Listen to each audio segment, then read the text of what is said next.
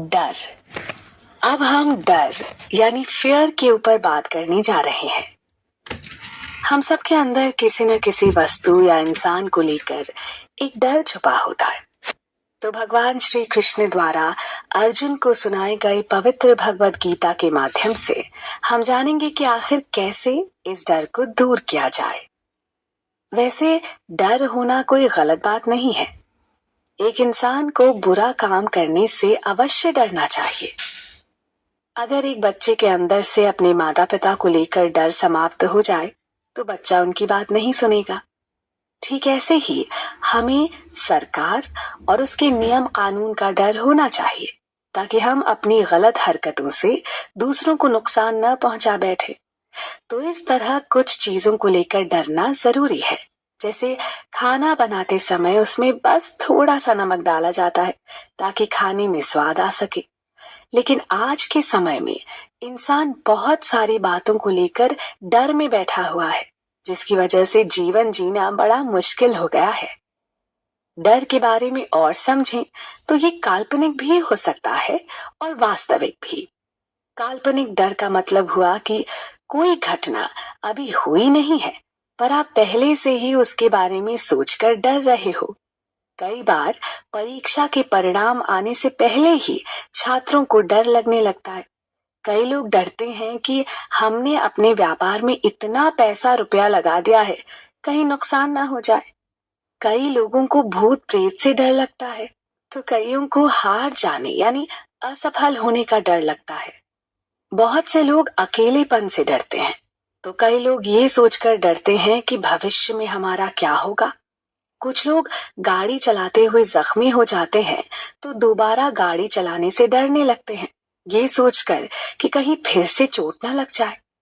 हमें अक्सर अजनबी लोगों से भी डर लगता है और मर जाने से भी डर लगता है। इस तरह न जाने कितनी ही और सारी बातों पर हमें डर लगता है, परंतु इतना डर होना अच्छी बात नहीं है। इसके अलावा कुछ डर असली भी होते हैं। अब जैसे अचानक आपके सामने सांप आ जाए, शेर आ जाए, तो आप बुरी तरह डर जाएंगे। तो ये हुआ असली डर, जो आपको बताता है कि अब आप खुद को बचाने के लिए कोई कदम उठाएं, वरना वो सांप आपको काट सकता है या शेर हमला कर सकता है। यहाँ डरना जरूरी है, वरना आपका जीवन खतरे में पड़ सकता है।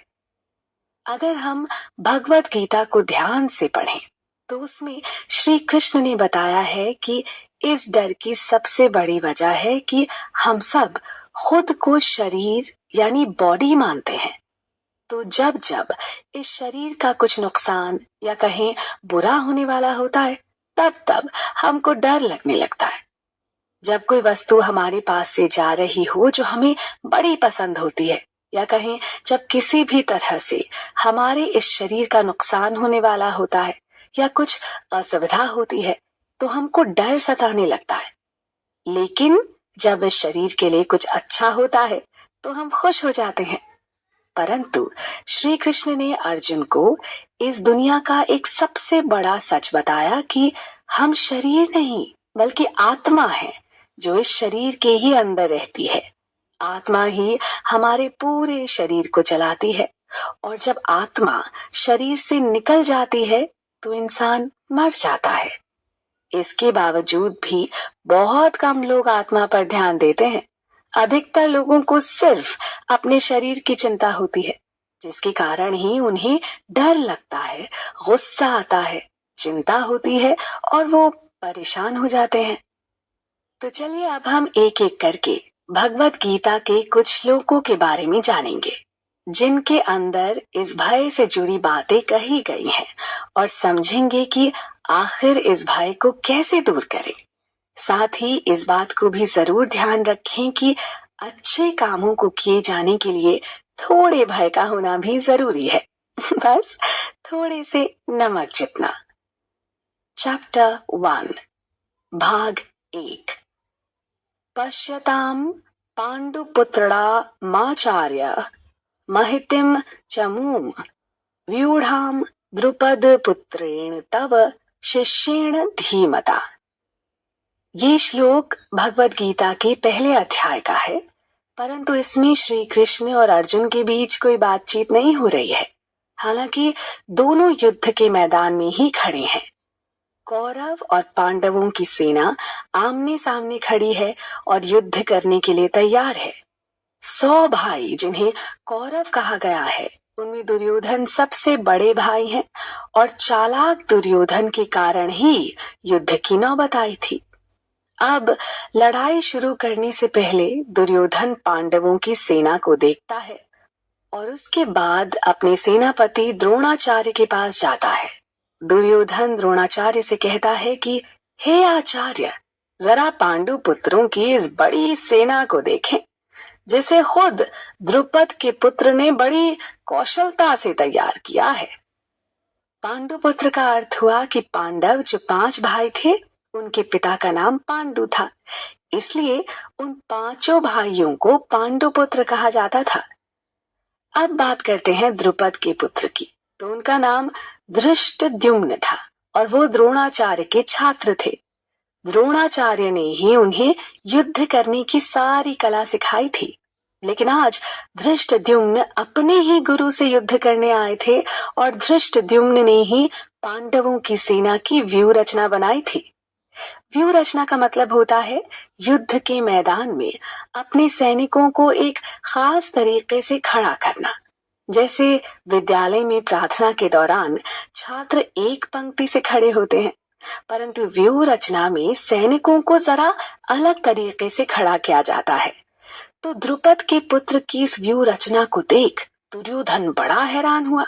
हालांकि उसके पास तो पांडवों से भी ज्यादा सैनिक थे, फिर भी उसे पांडवों की सेना बड़ी दिखाई दे रही थी। दुर्योधन को थोड़ा शक या कहीं भय भी होने लगा कि कहीं ये पांडव मिलकर उनकी सेना को हरा ना दे। तो देखा कैसे यहाँ दुर्योधन के मन में भी युद्ध के परिणाम को लेकर थोड़ा सा भय आया, थोड़ी शंका हुई। वैसे हम सब में भी सफलता असफलता को लेकर भय होता है। हालांकि यहाँ पर चालाक दुर्योधन ने द्रोणाचार्य के सामने सीधे सीधे धृष्टद्युम्न का नाम नहीं लिया, बल्कि उनके पिता द्रुपद का नाम लिया, क्योंकि द्रुपद और द्रोणाचार्य के बीच एक बात को लेकर दुश्मनी हो गई थी। जिसके बाद द्रुपद ने एक बड़ा यज्ञ हवन करवाया था और उस हवन में से एक बेटा पाया था। उस बेटे का नाम ही धृष्टद्युम्न रखा था, जो द्रोणाचार्य को मार सके। इस बात को और आसान तरीके से समझें तो द्रोणाचार्य से दुश्मनी हो जाने के बाद द्रुपद ने उन्हें मारने का सोचा, पर द्रोणाचार्य बड़े शक्तिशाली थे, उन्हें मारना आसान नहीं था। जिसके बाद द्रुपद ने एक बड़ा यज्ञ हवन करवाया और उसमें से वरदान के रूप में एक बेटा पाया। आज वही बेटा यानी धृष्टद्युम्न द्रोणाचार्य को मारने के लिए युद्ध के मैदान में खड़ा था। तो दुर्योधन ने चालाकी करके द्रोणाचार्य को उनके साथ हुई दुश्मनी याद दिला दी, ताकि द्रोणाचार्य अपने दुश्मन से पूरी बहादुरी के साथ युद्ध लड़ें और उन पर बिल्कुल दया न दिखाएं। दूसरी बात कि दुर्योधन अच्छे से जानता था कि द्रोणाचार्य पांडवों को भी बड़ा पसंद करते हैं, तो उसे डर लगा कि कहीं वो पांडवों पर दया दिखाकर लड़ने से ही मना न कर दें। अगर ऐसा होता तो कौरव युद्ध हार सकते थे। इसी कारण उसने अपने सेनापति द्रोणाचार्य को द्रुपद से हुई उनकी दुश्मनी याद दिलाते हुए सावधान रहने को कहा। अब इस श्लोक में एक बात समझने वाली है कि पांडवों की तुलना में कौरवों की सेना बहुत बड़ी थी, फिर भी दुर्योधन को हारने का डर सता रहा था।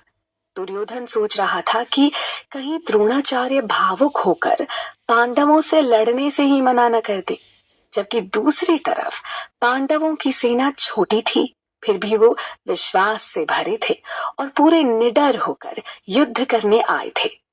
पांडवों ने हमेशा सत्य का साथ दिया था और सच्चाई के साथ चलने वाले इंसान को कोई डर नहीं होता है। वैसे अगर कोई सैनिक सोचे कि उसे किसी बात का डर नहीं और वो अकेला ही सबसे लड़ सकता है, अब अगर वो बिना कोई योजना बनाए अकेले ही लड़ने जाएगा तो खुद उसकी जान खतरे में पड़ सकती है। इसे मूर्खता कहा जाएगा। अब एक और उदाहरण से समझते हैं। अगर एक छात्र बिना पढ़ाई किए परीक्षा देने जाता है तो उसे फेल होने का डर लगेगा, परंतु जो छात्र अच्छे से पढ़कर परीक्षा देने जाएगा उसे डर नहीं लगेगा। तो इन बातों से समझ आता है कि जब हम अपने लक्ष्य पर पूरी तरह से ध्यान को लगाते हैं और उसे प्राप्त करने के लिए अच्छे से तैयारी करते हैं तो इससे डर खत्म हो जाता है। ठीक जैसे पांडव अच्छे से युद्ध की तैयारी करके आए थे और वो सब सत्य के साथ भी थे, तो भला ऐसे में डर किस बात का। चैप्टर 2 भाग 2। न जायते मिथ्यते वा कदाचि न्यायम भूतवा भविता वा न भूयः अजो नित्य शाश्वतोऽयं पुराणो न हन्यते हन्यमाने शरीरे। भगवत गीता का सबसे बड़ा संदेश ये है कि हम शरीर नहीं बल्कि आत्मा है। अब इस श्लोक की मदद से हम आत्मा के बारे में बड़े अच्छे से समझ पाएंगे, लेकिन उससे पहले शरीर यानी बॉडी को भी समझना जरूरी है। शरीर जिसमें 2 पैर, 2 हाथ, 2 आंखें, 2 कान आदि होते हैं, वैसे इंसानों के मुकाबले बाकी पशु पंछियों, रेंगने वाले जीव जंतुओं या फिर पेड़ पौधों के शरीर अलग अलग तरह के होते हैं। एक बच्चा पहले अपनी माँ के पेट से पैदा होता है, फिर धीरे धीरे बड़ा होने लगता है। एक समय पर वो बच्चे से जवान हो जाता है और फिर धीरे धीरे बूढ़ा होने लगता है और बूढ़ा होने के बाद वो मर जाता है। यानी एक समय पर ये शरीर नहीं था, पर एक समय पर ये दिखाई देने लगा, बड़ा होने लगा और एक समय पर मरने के बाद शरीर फिर दिखाई देना बंद हो गया। परंतु आत्मा के साथ ऐसा कुछ भी नहीं होता है। आत्मा का स्वभाव इन सब के ठीक उल्टा है। इस श्लोक में श्री कृष्ण ने अर्जुन को बड़े अच्छे से आत्मा के बारे में बताया है कि आत्मा न जन्म लेती है और न मरती है। ये शाश्वत है, अजन्मा है, नित्य है और पुरातन है। शरीर के मारे जाने पर भी आत्मा नहीं मरती। यानी आत्मा न तो पैदा होती है, न तो बूढ़ी होती है, न तो मरती है, न उसमें कोई बीमारी लगती है। आत्मा तो हमेशा से थी और हमेशा रहेगी, शरीर के मरने के बाद भी रहेगी। भगवान ऐसी बातें इसलिए बोल रहे हैं ताकि अर्जुन के मन से युद्ध करने का डर निकल जाए। अर्जुन जब कौरवों के खिलाफ लड़ाई करने मैदान में आए और लड़ाई के मैदान में अपने सामने अपने ही भाइयों गुरुओं को देखा तो वो डर गए, बड़े भावुक हो गए और बार बार यही सोच रहे थे कि मैं जिन लोगों से लड़ने आया हूँ वो सब तो मेरे अपने ही हैं। बता दें कि कौरवों और पांडवों के बीच हुआ था और दोनों रिश्तेदार थे, एक दूसरे के चचेरे भाई लगते थे। तो अर्जुन ने सोचा, मैं भला उनके खिलाफ कैसे लड़ूंगा, उन सब पर मैं कैसे हथियार चलाऊं और कैसे उनको मारूं। तो यहाँ अर्जुन की गलती ये थी कि वो उन सबको शरीर मान रहे थे, जिसके चलते उन्हें मारने से डर रहे थे। अब क्योंकि हम डर के विषय पर बात कर रहे हैं तो इसे अर्जुन के साथ जोड़कर समझ सकते हैं। इस तरह जब भी हम खुद को शरीर मानते हैं तो हमारे अंदर भी डर आ जाता है। वैसे भी हम अलग अलग प्रकार के डर के बारे में बात कर चुके हैं। उसमें मौत का डर सबसे बड़ा माना जाता है, लेकिन श्री कृष्ण के ज्ञान से इस डर से भी बाहर आया जा सकता है। वेदा विनाशनम नित्यम एनमजमवयम् कथम स पुरुषः पार्थकम घातयते हंतकम। इस श्लोक में भगवान श्री कृष्ण ने अर्जुन को कहा, हे पार्थ, जो आत्मा के शाश्वत रूप को समझ गया वो भला कैसे किसी को मार सकता है या मरवा सकता है। शाश्वत का अर्थ हुआ जो कभी खत्म नहीं होता और हमेशा एक जैसा रहता है। हमारे सभी वेद शास्त्रों में भी आत्मा को लेकर यही बात बताई गई है। हमारी आत्मा शाश्वत है, जो कभी नहीं मरती, हमेशा एक जैसी बनी रहती है। परंतु हम में से अधिकतर लोग इस बात को समझ नहीं पाते हैं। वो शरीर के खत्म हो जाने को लेकर डरते हैं, क्योंकि उन्हें लगता है कि ये शरीर ही तो हमारा सब कुछ है। शरीर खत्म हो गया तो सब कुछ खत्म हो जाएगा। इसी कारण इंसान जिंदगी भर अपने इस शरीर के लिए कुछ ना कुछ करते रहता है। लेकिन हम इस शरीर को बचाने के लिए कुछ भी कर लें, एक न एक दिन ये समाप्त होगा ही। जिंदगी में सबसे बड़ा डर हम सबको मौत को लेकर ही होता है। दूसरी बड़ी बात यह है कि जब हम अपने आप को आत्मा नहीं मानते और सिर्फ शरीर मानते हैं, तो हमारे अंदर एक घमंड आ जाता है और हम हमेशा खुद को कर्ता मानते हैं। कर्ता का मतलब हुआ ये मानना कि हर काम मैं ही कर रहा हूं, भले ही हमें ऐसा लगे। परंतु जरा ध्यान से सोचिए, जब आत्मा शरीर से निकल जाती है तब ये शरीर मर जाता है, फिर वो खुद से कुछ भी नहीं कर सकता है। तो इस श्लोक में भगवान ने अर्जुन को समझाया है कि वो युद्ध को अपना कर्म समझकर लड़े और ये ना सोचे कि वो दुश्मनों को खुद मारने वाला है, बल्कि अर्जुन को श्री कृष्ण के आदेश पर यह युद्ध करना है। तो इसमें कुछ भी गलत नहीं हो सकता। उदाहरण के लिए, अदालत में जज अपराधी को फांसी की सजा देता है, तो उसके आदेश का पालन करने और अपराधी को फांसी देने में कोई गलत बात नहीं। ये सब कुछ कानून के हिसाब से हुआ। ठीक ऐसे ही श्री कृष्ण के आदेश पर युद्ध करने से अर्जुन पर किसी को मारने का पाप नहीं लगता, क्योंकि सब कुछ भगवान की मर्जी और ज्ञान के साथ हो रहा था। श्री कृष्ण की बातों के अनुसार अगर कोई ये जान ले कि इस शरीर में रहने वाली आत्मा कभी नहीं मरती है, तब वो बिना डरे अपने हर कर्म को करता रह